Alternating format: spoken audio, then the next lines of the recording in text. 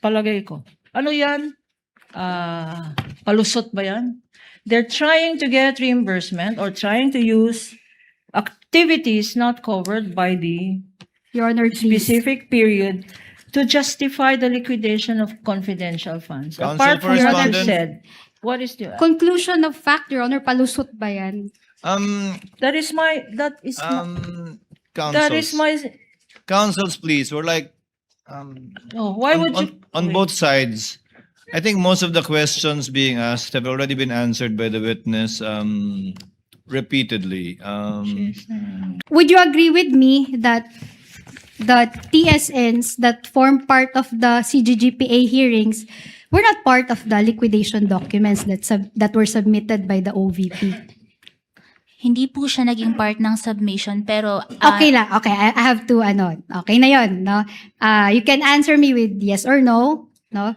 So, hindi ho part yon sa liquidation documents ng OVP. Your Honor, this question is misleading. This witness never testified that it is part of the submissions or documents submitted by the OVP or DepEd by way of liquidation of confidential funds. I She think never counsel is. testified I that. think counsel is quoting paragraph 2 of the notice of disqualification that they took into account. Based on the results with due consideration, they took into consideration the Committee on Good Government and Public Accountability report. Witness may answer. Yes. Thank you, Your Honor. Pwede pong pakiulit yung tanong. Sige, agree ho ba kayo na yung mga transcript of stenographic notes doon sa CGGPA hearing, Committee on Good Government and Public Accountability, hindi po kasama doon sa liquidation documents na sinubmit po ng OVP, Office of the Vice President? Hindi po kasama sa submission. Okay, salamat po. Hindi din po kasama doon sa sinubmit na liquidation documents po ng DepEd? Hindi din po. Okay, thank you. Ibig sabihin, can we go to page 3 of the AOM? No, yung page 3 kasi nakalagay doon yung mga accomplishment reports. No, we have observed that there was a lengthy direct examination here on the part of Attorney Wamil, no? So ito lahat ng nakalagay sa accomplishment reports, no? Etong counterinsurgency program, abuse prevention and control within the schools, anti-illegal activities operations, anti-extremism terrorist programs, all of the amounts spent here were already allowed in audit. Opo, tama. Okay, thank you.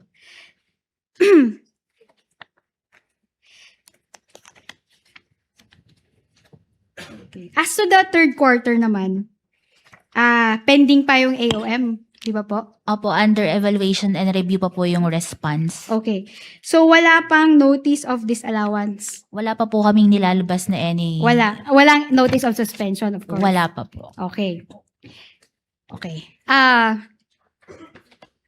Nung nung direct examination ho ni Attorney Wamil nung August 4, no? I don't know kung you were here, no? He was asked about internal controls of the OVP and DepEd. At sinabi po niya, no, based, which I quote, no, I will not ask the witness if she heard it, Your Honor. That's my caveat. Your Honor, please, again, before counsel proceeds with this line of questioning, there is only one witness here, Your Honor. There are not two. Attorney Wamil is not here.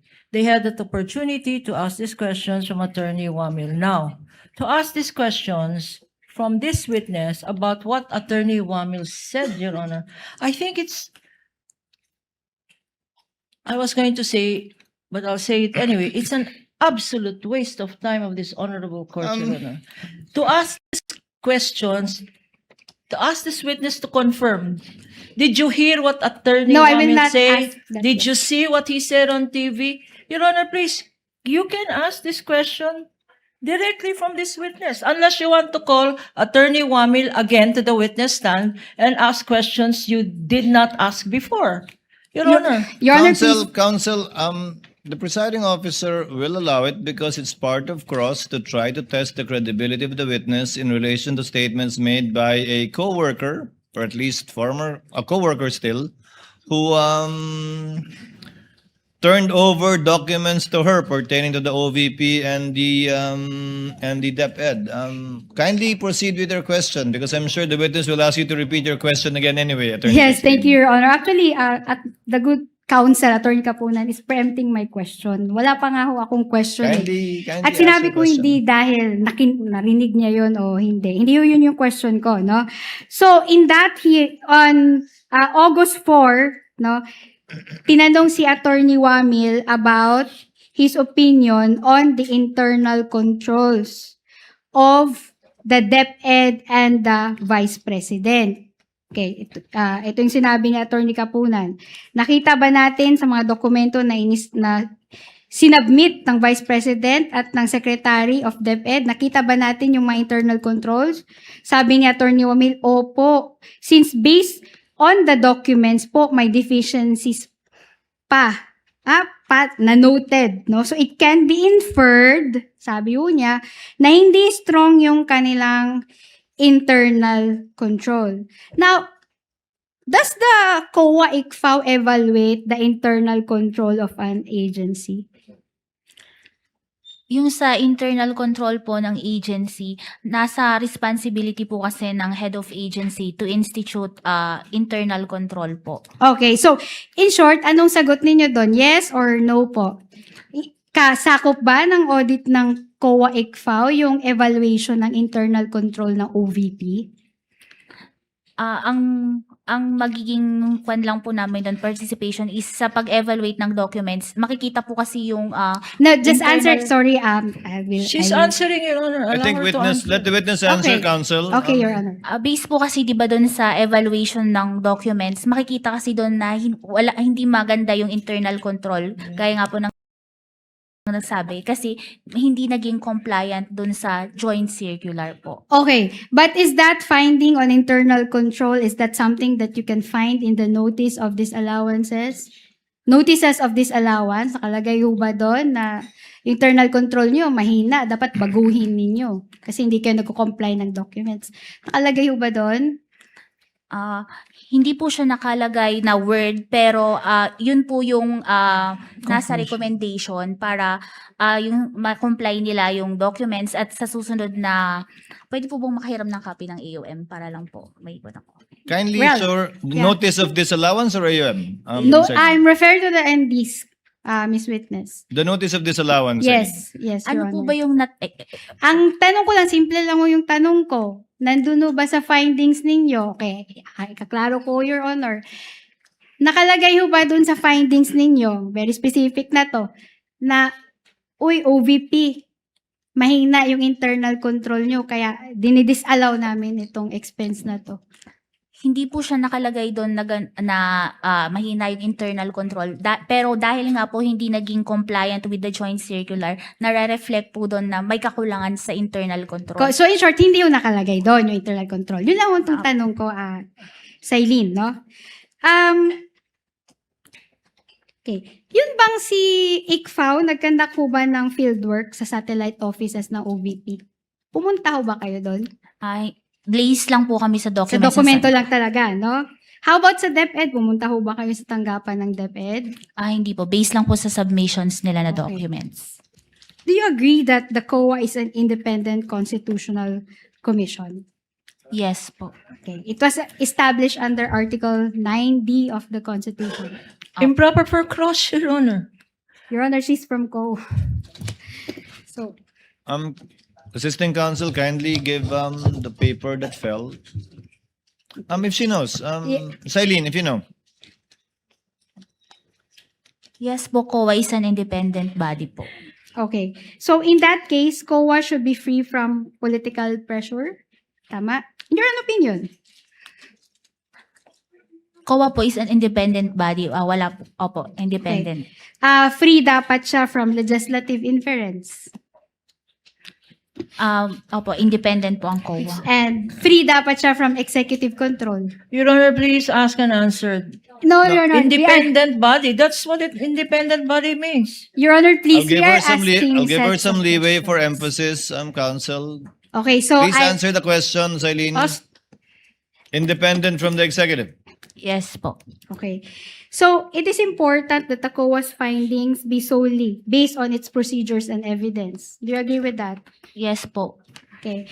And any information that is obtained outside, no, should be verified by appropriate audit procedures. Tama? Opo. Your Honor, please, the question is vague. What does Asked and counsel answered, mean? Your Honor. Already. Asked and answered, and I know where she's going at. Yes. Get to it, counsel. Okay. And yet, yung second ND po ninyo, no, inadapt nyo po yung supposed results of investigation dun sa CGGPA hearings. Tama? Kasi po, ito po, Ang tama, yes or no lang po. Your Honor, don't answer. The question is misleading. This witness is being asked if she adopted the findings. No, Your Honor. This witness just said that there was an there was an admission by Gina Acosta herself. What findings is she talking about? Your Honor, I please. think she's referring to the notice of disallowance of March 31, 2026, where it stated in the second paragraph that they, after evaluation and with due consideration of the evidence given during the CGGPA hearings. I think that's what you're leading to, counsel. It's a valid question. Yes, Your Honor. Actually, I was about to quote the findings in the ND had the good counsel not stopped me. It's a valid from doing so. question because they quoted it themselves in the notice of disallowance. Yes, Your Honor. So, eto bang mga findings ninyo with respect to La Chica? Natanong niyo po ba si La Chica kung totoo ito? we base lang po sa naging admission under oath ni Miss Gina Acosta dun sa hearing. Okay. How about si Colonel Nolasco? Tinanong niyo ba kung tama yung mga pinagsasasabi about sa kanya, no, doon sa hearing ng CGGPA? We base lang po dun sa naging admission under oath ng CGGPA hearings po. Okay, salamat po. Okay, let's go back to Joint Circular number 2015-001. Now, of course, you admitted earlier that this governs the auditing of confidential funds. And it is the audit guideline followed by COA in auditing confidential funds. Yes po, ito Okay. pong joint circular. So, under the JC, okay, confidential expenses pertain to surveillance activities in civilian government agencies intended to support the mandate or operations of the agency. Nakalagay po ba yan doon? Yes po, under 3.9. The JC also requires liquidation documents of the confidential funds to be submitted to the COA in a sealed envelope. Nakasarado dapat yun. No? Opo. Okay. At yung authorized lang na mag-receive nun ay yung state auditor lang na in charge dun sa audit ng confidential funds. Tama po? Hindi po. Ang nakalagay po is ICFAO receiving. Okay. ICFAO receiving, no? Wait, ihanapin ko po yung Sige exact po. wording. Okay. Go ahead.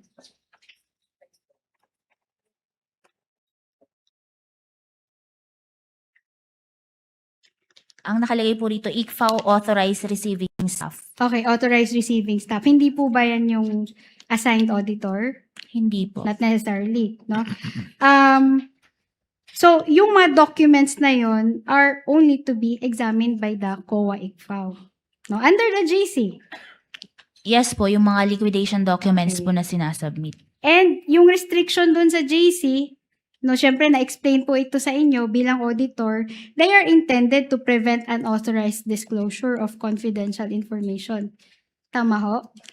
Dapat po ingatan namin din yung laman ng mga dokumento na yon. Okay.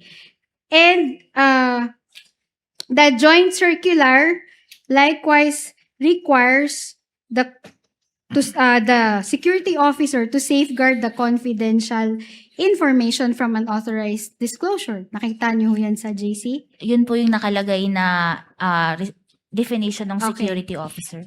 And yet, during the COJ hearing, you transmitted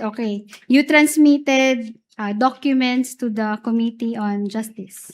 This is requested po through a subpoena po. Okay, requested through a subpoena, but you admit that you have submitted these documents, no? And the following were submitted to the COJ, no, Committee on Justice. Letter A, pakiconfirm na lang po, all submissions of the OVP to the COA concerning the liquidation of the OVP's CF or confidential funds for the fourth quarter of 2022. Tama? Ito po ba yung copy? Yeah. Oh, yan. Sige. We are flashing it on screen and we are providing you a copy of that letter. Sige, oh. So, paki-confirm na lang po, no? So, yung sinubmit ho dito sa COJ, all the submissions of the OVP to the COA concerning liquidation of the OVP CF for the fourth quarter of 2022 and the first to third quarter of 2023. Tama, Celine? Okay. Yung next item is all the submissions of the DepEd to the COA concerning the liquidation of the DepEd's CF for the first to third quarter of 2023. Tama? Opo, tama. Okay. Pakisagot lang ho ng tanong ko, no? Authorize ho ba sila to handle the audit? I'm referring to the audit itself, no? I'm not referring to the subpoena. Authorize ho ba si House of Representatives Committee on Justice to handle the audit of confidential funds of the OVP and the DepEd under the JC? Under the joint circular po, responsibility po ng ICFAO na mag-conduct ng post-audit ng liquidation Oh. documents ng confidential and intelligence. Your, Okay, so Your Honor, one, ask and answer, Your Honor. Your Honor, please. Yes, Attorney Gapunan. The admonition of this Honorable Presiding Officer, Your Honor, is to be patient, Your Honor. Not In line admonition, request. Your Honor, I have been patient, but in line with these continuing questions, first, bringing in the House of Representatives, being in this Senate, Your Honor, we are...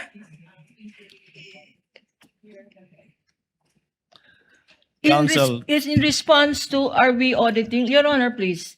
If they're making a point that this witness, that the COA witnesses here, Your Honor, are here to testify because they're scared of the budget for their agency or they're scared of this congressman, Your Honor. Your Honor, this is already beyond Your Honor. beyond cross-examining. While this honorable presiding officer has given much leeway, Your Honor, let us confine ourselves to what is precisely the definition of cross-examination is. What was taken up during direct and what may be relevant. What may be relevant, Your Honor? This is beyond relevance, Your Honor. Counsel- This is already immaterial and irrelevant. The If they want to show, Your if that is their strategy, if that is their defense, Your Honor, present a witness. no, it's Present. it's not an objection, Attorney Christine. I think it's more of a manifestation, but the presiding officer would ask you to move forward. I think the Yes, senator Your Honor. judges in the court see your point and Yep. where you're going at in I relation will. to this. You Yes. can move on to your next point. counsel. Actually, Your Honor, just a quick manifestation. The council is preempting my questions. I will not be asking questions on the budget, Your Honor. That's not the line of my the line or the questions that I will That's not ask, the Your point. Honor. Your Honor. Can I continue, Your Honor, please? Kindly wind Thank up with you. this point, Attorney Yes. Christine. Okay, so sa sinabi niyo ho, si COA ICFAO lamang ang may karapatan na mag-audit ng confidential funds of the OVP and the DepEd. Tama ho? Based on the joint circular po, it is the responsibility of the ICFAO po. Okay. So si House of Representatives, Committee on Justice cannot review the decisions and actions Excuse me. taken by the COA. Excuse me. Asked and I think answered, the ruling counsel. of the Only presiding COA is to ICFAO go can to do another it. point. This is another point, Your Honor, the Honor. presiding officer has ruled. Counsels, please. I would consider it asked and answered. Only COA ICFAO can, and it's quite obvious. We can even take judicial notice of that as part of the law that the House does not have any power nor jurisdiction, nor the Senate for that matter, to review the findings of an independent constitutional commission, which under the law she answered to, can only be appealed via petition for certiorari under 45, citing Rule 65 to the Supreme Court. Move on, counsel. Okay, I will take that as an answer, Your Honor. Yes. I was about to elaborate, but okay, I will take that as an answer. The court takes judicial notice and knowledge of that, counsel. One of the rules of cross-examination and direct examination or redirect is to know when to stop. This is where I stop, Your Honor. Thank you. Thank you very much, counsel. Recross. Counsel for the respondent, recross. Okay, recross. Cylene, kanina tinanong ka, no, about the VP-SPG, no, receiving rewards from the OVP, no? Kung ito nga ba ay nangyayari at kung bawal ito under the JC. And sinabi mo na bawal ho yan, di ba? Sabi mo kanina. Okay, may finding ba kayo sa notices of disallowances nyo, both first and second notices, na yung VP-SPG ay nagre-receive ng payments for reward and purchase of information from the confidential funds of the Office of the Vice President? May findings ho na ganun? Under the joint circular nga po, tama na yung payment of Then, rewards. Hindi. please, Your Honor, please, can the Kindly witness answer the question, Yes. Celine. The question is simple. Wala po. Wala. How about sa DepEd? May findings ba kayo na yung VP-SPG tumatanggap ng rewards and payment for purchase of information from the confidential funds of the DepEd? Wala din po. Okay. So, Ikaw una. kanina, tinanong ka about sa mandate ng OVP at DepEd, no? At tinanong din ng ating good counsel kung eto bang si OVP under its mandate, allowed ba itong mag-receive ng confidential funds? To which you said, mukhang hindi ho. Noong 2022, no, the fourth quarter of 2022, alam ho ba ninyo na inapprove ng Office of the President ang confidential funds ng OVP? Based po sa mga documents na nasubmit sa amin, opo, meron pong Okay. approval. Noong 2023 ho, nasa General Appropriations Act po yung confidential funds ng OVP. Tama po? Based po sa mga submissions sa amin, opo, nasa GAA po. Okay. In short, ito po ay inapprove ng ating Congress, yung GAA. Tama po? Opo, tama po. Okay. Does the JC prohibit the Office of the Vice President from receiving confidential funds? Nakalagay po sa JC yung mga agencies na may... Just answer my question. Direct, simple lang naman ho. May prohibition ho ba sa JC on the Office of the Vice President receiving confidential funds? Wala po. Wala. How about the Department of Education? May pinagbabawal ba yung JC na maka-receive ito ng confidential funds yung DepEd? Based sa JC po, wala po. Okay. Okay. So, tinanong ho kayo kanina about the OVP, no? Or the SDO, no? In that regard. Disbursing monies in one day in several places. No? Sinabi ho, isang araw, madaming mga pinaggastusan, no? Isang date lang yun, iba-ibang lugar. May findings ho ba nito sa first ND ninyo? Wala po kasi we presume regularity po doon sa transaction po. Okay, thank you. How about sa second ND po ninyo? May findings ho ba nito? Dahil nga po nag-base kami sa certification under oath ng SDO, wala po. Okay, so, Okay. okay, Your Honor, I'm done, Your Honor. Thank you, Thank you. counsel.